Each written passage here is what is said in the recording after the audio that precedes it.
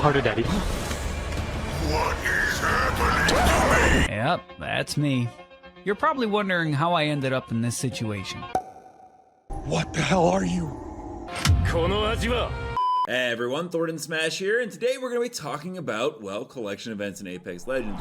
We have some that are coming up just in a few weeks, and it looks like we are finally going to be getting that Pathfinder Prestige skin, but the way that we know collection events working in the past has completely changed, and I don't think they'll ever be going back to the way that we love them. So we're going to go over what exactly Respawn's plan is with collection events, why they kind of went back on their word, and we're also going to go ahead and give out some exotic shards. All you guys got to do is like, comment, subscribe, and you're entered for a chance to win. Without further ado, let's go ahead and talk about Apex Legends and the new collection events. So in season 21 of Apex Legends, we have actually gone full circle in terms of, well, monetization, but also gameplay elements. It's actually pretty interesting to look at. Some of you might remember that in season 2 of Apex Legends, we got the Iron Crown collection event, which brought us the new solos mode, which a lot of people liked, and now in season 21, we have it back. But something that also happened in the Iron Crown collection event was the fact that there was a really big issue with the way that Apex Legends had released their Heirlooms, which was the Bloodhound one. You could only get the skins that you wanted in the event by randomly buying packs and hoping you got lucky. And they actually made an announcement about it saying, with the Iron Crown event, we missed the mark when we broke our promise by making Apex packs the only way to get what many consider to be the coolest skins we've released, which had a huge backlash, and they had apologized, which was fantastic. And then for many, many years, we never saw that issue come in again. However, just with the new solos mode coming in, we have the Void Raider packs with new skins coming in that come for Caustic, Loba, Vantage, and some other ones. And once again, and I don't see this actually talked enough about it, but the only way to get the specific skins you want is if you buy these packs and hopefully you get lucky and you get what you want. Now, this one isn't technically a true collection event. There's not an heirloom at the end of it. There's some cool emotes, but once again, the skins are locked behind a gambling mechanic, which Respawn apologized in the past for, yet here it is again. And this isn't something that's going to be just for these little store sales or whatever you might call this. This is a full thing going on with collection events. In fact, we saw it with the Shadow Society collection event last season, where how the event introduced the customizable heirloom with the guitar.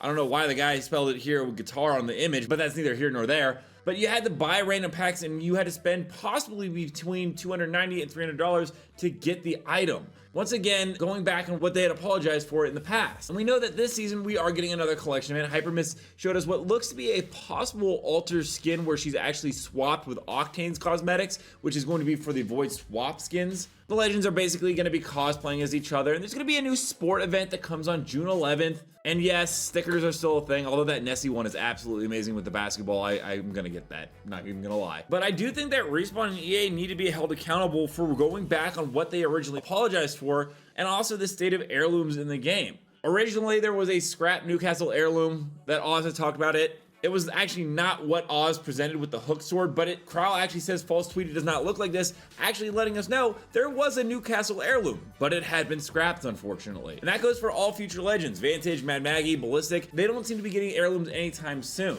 We are still getting prestige skins, such as Pathfinder, who is going to be getting one this season. I imagine it's going to be the first collection event, at least that's what I'm hoping. And I hope that you can just buy the skins that you want in the event instead of having to randomly gamble around it. Because there are some really cool skins that Hypermiss has shown us already. There's a streetwear store sale with Watson, Valkyrie, and Bangalore right here. But then he also lets us know that everything will be similar to the Shadow Society event. Meaning that once again, we are going to be gambling. We're not going to be able to buy the skins that we want directly, which is a huge issue. They've also added in new Qatar weapons that are going to be coming in on May 21st that match the Cobalt Qatar. I imagine there's going to be something with the exotic shards, which once again, not sure why we really needed this in the game. We couldn't just use like normal currency.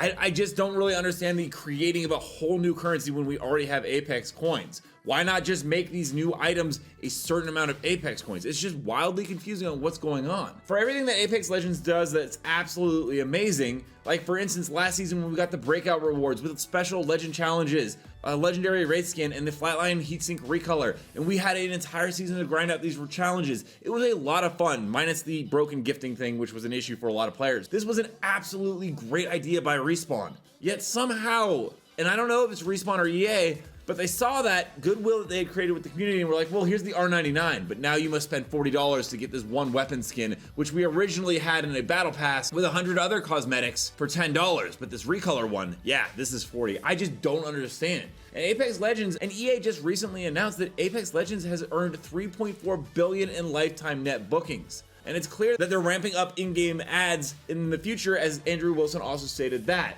But what's also happening to Apex Legends, as shown here, is that it is currently having a slowdown. It's still pulling in over 300,000 concurrent daily players on the Steam charts, which is fantastic. But this article points out that it is the single most important game for Electronic Arts, yet Electronic Arts seems to just want to monetize everything and make what makes Apex Legends special really more of a price tag with its collection events rather than something that the community can celebrate within the new season. And I think personally, that's just a little sad. Let me know down below, are you guys excited for the Pathfinder Prestige skin? What do you think about the collection events and how they've kind of changed? Do you think that Respawn itself has also changed since, you know, it did the Iron Crown collection event? Also, don't forget to check out this channel right here by my editor Novell, who does amazing Apex Legends content. And until next time, everyone, keep slaying in the Outlands. I'll see you out there.